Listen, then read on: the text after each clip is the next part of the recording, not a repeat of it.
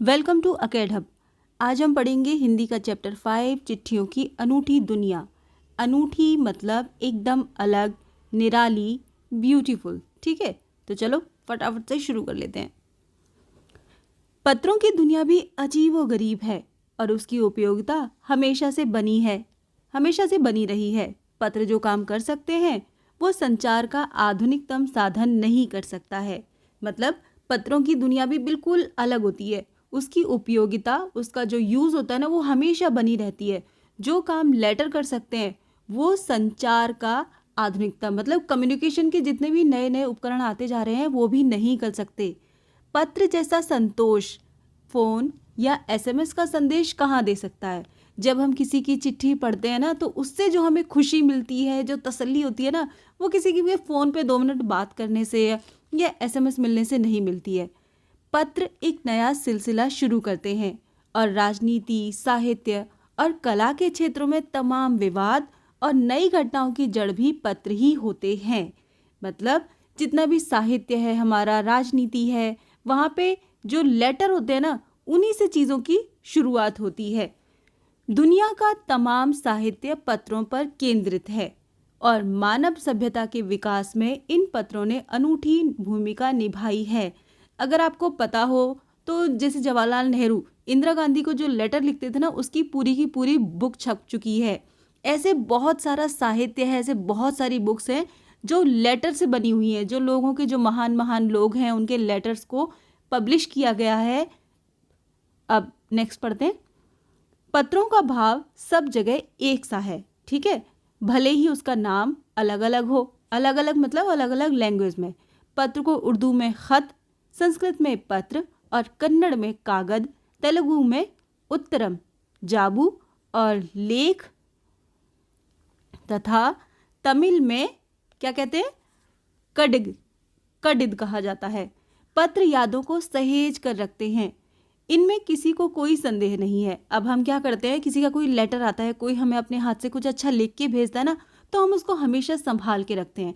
Message क्या होते हैं, वो तो डिलीट हो जाते हैं, हम कुछ दिन रखते हैं, उसके बाद फिर हमारा फ़ोन में स्टोरेज ऐसा होता है ना कि हम खुद भूल जाते हैं वो मैसेज कहाँ थे, मिलते ही नहीं है। हर एक की अपनी एक पत्र लेखन कला है और हर एक के पत्रों का अपना दायरा, मतलब हर किसी के लिखने का ना एक अलग तरीका होता है। जैसे हर कोई बात करता है ना, कोई बहुत अच्छे से बात करता है, कोई बहुत प्यार से बोलता है, ऐसे ही लेटर राइटिंग में भी होता है। कुछ लोग बहुत अच्छा लेटर लिखते हैं और जब आपको पता नहीं होगा, आपने क्योंकि लेटर पढ़े नहीं है, बट अब पुराने टाइम में यही चलते थे, तो आप पढ़ के ही उसके लिखने के तरीके से समझ जाते थे कि वो आखिर लिखा किसने है, अगर आप अपने घर वालों को जानते हो तो। ठीक है, चलो आगे देखते हैं। दुनिया भर में रोज करोड़ों पत्र एक दूसरे को तलाशते तमाम ठिकानों तक पहुंचते हैं। ठीक है, दुनिया भर में डेली इतने सारे लेटर डाले जाते हैं जो एक से इधर से उधर जाते हैं। भारत में ही रोज 4.5 करोड़ चिट्ठियां डाक में डाली जाती हैं, जो साबित करती हैं कि पत्र कितनी अहमियत रखते हैं। आप समझ सकते हो कि डेली 4.5 करोड़ चिट्ठियां पोस्ट की जाती हैं इंडिया में। पंडित जवाहरलाल नेहरू ने सन 1953 में सही ही कहा था कि हजारों सालों तक संचार का साधन केवल हरकारे और रनर्स, मतलब हरकारे बोलते हैं रनर्स को जो तेज दौड़ते थे, या फिर तेज घोड़े रहे हैं। अब पहले क्योंकि देखो गाड़ियां तो थी नहीं, एरोप्लेन नहीं थे, कुछ भी नहीं था, तो लेटर लिखे जाते थे, वो जाते कैसे थे, कुछ ऐसे लोग रखे जाते थे जो तेज दौड़ते थे या फिर घोड़ों पे बैठ के जाते थे और ऐसे लेटर पहुंचाए जाते थे। उसके बाद पहिए आए, उसके बाद जब पहिए का आविष्कार हुआ तब गाड़ियां बनी, तब बैलगाड़ी बनी, पर रेलवे और ताल से भारी बदलाव आया। अब जैसे गाड़ियां भी बन गई लेकिन उनकी स्पीड इतनी ज़्यादा नहीं थी, क्योंकि वो तो बैल की स्पीड से चलेंगे ना। फिर उसके बाद जब ट्रेन आ गई, और ट्रेन के बाद जब इंडिया में टेलीग्राम आया, इंडिया में क्या मतलब पूरी दुनिया में जब टेलीग्राम आया ना, उससे भारी बदलाव आया। टेलीग्राम ने रेलों से भी तेज गति से संवाद पहुंचाने का सिलसिला शुरू कर दिया। टेलीग्राम आपको पता हो तो पहले 1 या 2 लाइन पर वर्ड के हिसाब से उसके पैसे लगते थे और उसकी स्पीड बहुत होती थी। फटाफट फ़ोन के थ्रू, टेलीफोन, वायरलेस और आगे रडार दुनिया बदल रहा है, वो ऐसे पहुंचाए जाते थे टेलीफोन के थ्रू। बस 1 लाइन पहुंचा दी किसी की, फटाफट से पहुंच गई, क्योंकि पहले ये चीज़ें बहुत महंगी होती थी। अब आगे क्या है, रडार आ गए, मतलब कि फ़ोन बन चुके हैं, फ़ोन की कम्युनिकेशन हमारी शुरू हो चुकी है, तो वो तो खैर वो पूरी की पूरी दुनिया ही उससे बदलती जा रही है। ठीक है, अब नेक्स्ट देखते हैं। पिछली शताब्दी में पत्र लेखन ने एक कला का रूप ले लिया था। ये भी एक आर्ट फॉर्म मानी जाती थी, लेटर राइटिंग। ठीक है, डाक व्यवस्था के सुधार के साथ ही पत्रों को सही दिशा देने के लिए विशेष प्रयास किए गए। पत्र संस्कृति विकसित करने के लिए स्कूली पाठ्यक्रमों में पत्र लेखन का विषय भी शामिल किया गया। आप भी देखते होंगे कि आपको लेटर राइटिंग, एप्लीकेशन राइटिंग, ये सब सिलेबस में है, क्योंकि पहले एक ज़रूरी चीज़ थी, लोगों को एक लिखना ही पड़ता था, तो एक आर्ट फॉर्म बन गई थी, इसीलिए उसको सिलेबस में ही दे दिया था। ठीक है, भारत में ही नहीं, दुनिया के कई देशों में ये प्रयास चले और विश्व डाक संघ ने अपनी ओर से भी काफ़ी प्रयास किए किस चीज़ के, लेटर राइटिंग को बढ़ाने के, लोगों को सिखाने के, समझाने के, ताकि उनका तरीका बढ़े।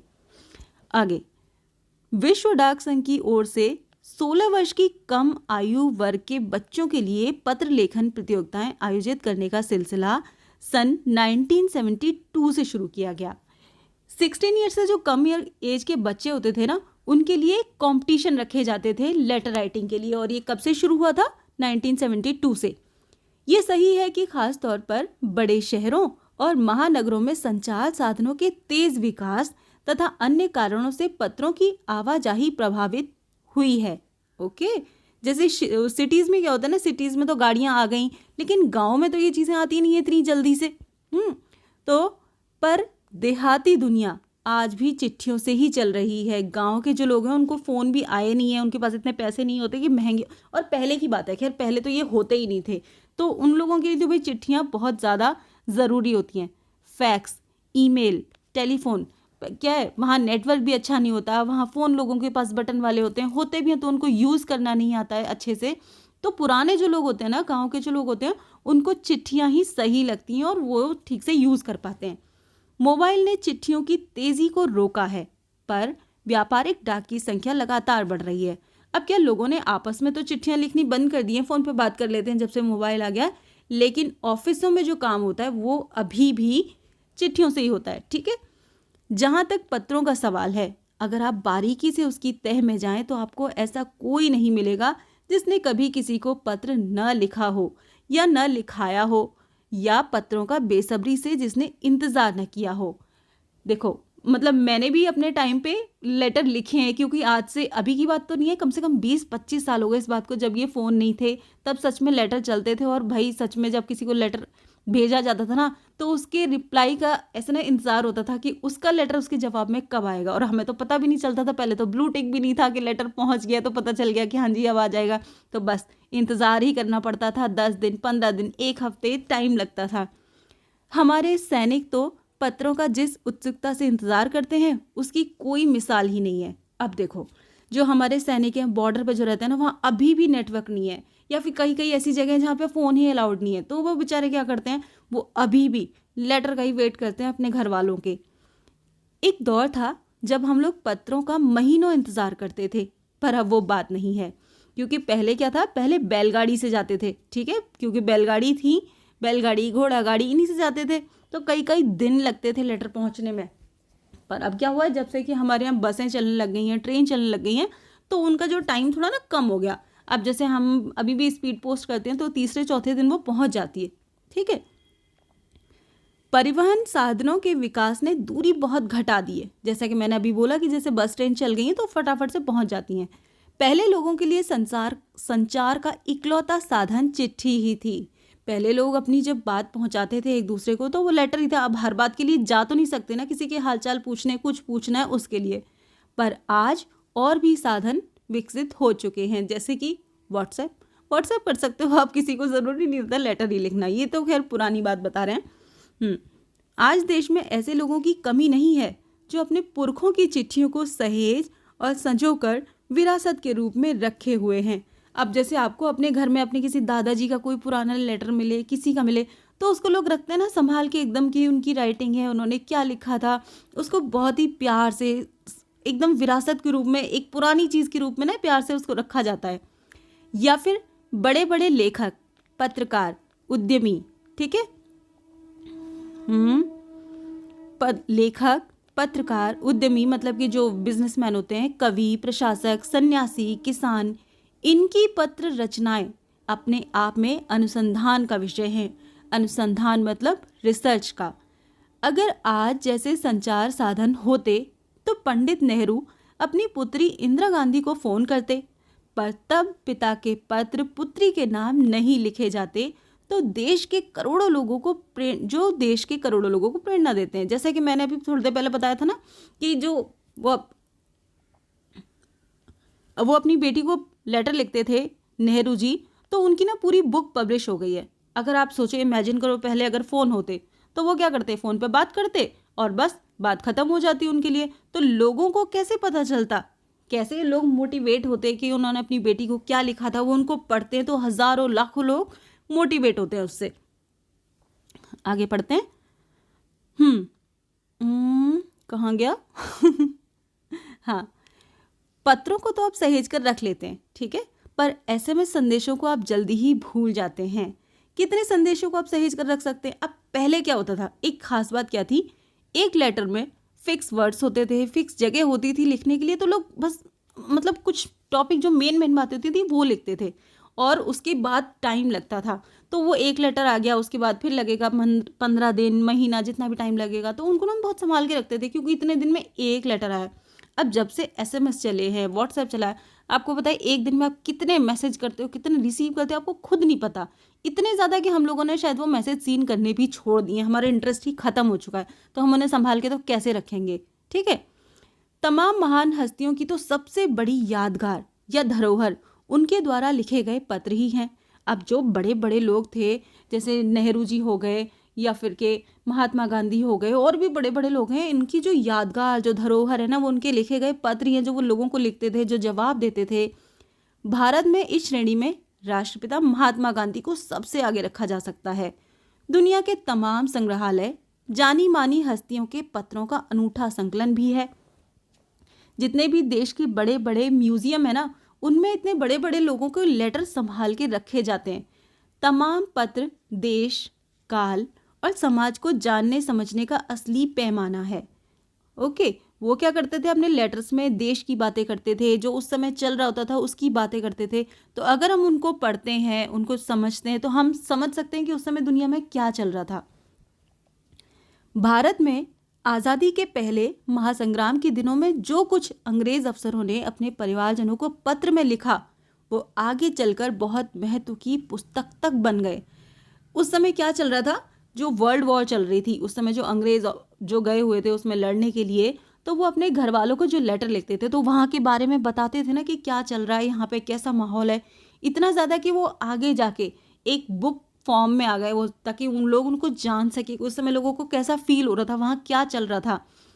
इन पत्रों ने साबित किया कि ये संग्राम कितनी ज़मीनी मजबूती लिए हुए था, ठीक है। नेक्स्ट पढ़ते हैं। महात्मा गांधी के पास दुनिया भर से तमाम पत्र केवल महात्मा गांधी इंडिया लिखे आते थे। उन लोगों के पास एड्रेस भी नहीं था उनका, लोग सिर्फ इतना लिखते थे, महात्मा गांधी इंडिया, बस ऐसे ही पोस्ट कर देते थे।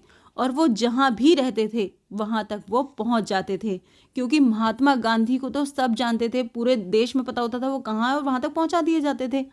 आज़ादी के आंदोलन की कई अन्य दिग्गज हस्तियों के साथ भी ऐसा ही था, और भी जितने भी फ्रीडम फाइटर थे उनके साथ भी ऐसा ही था कि लोग ऐसी चिट्ठियाँ लिखते थे, एड्रेस नहीं पता होता था, फिर भी वो उन तक पहुँच जाते थे।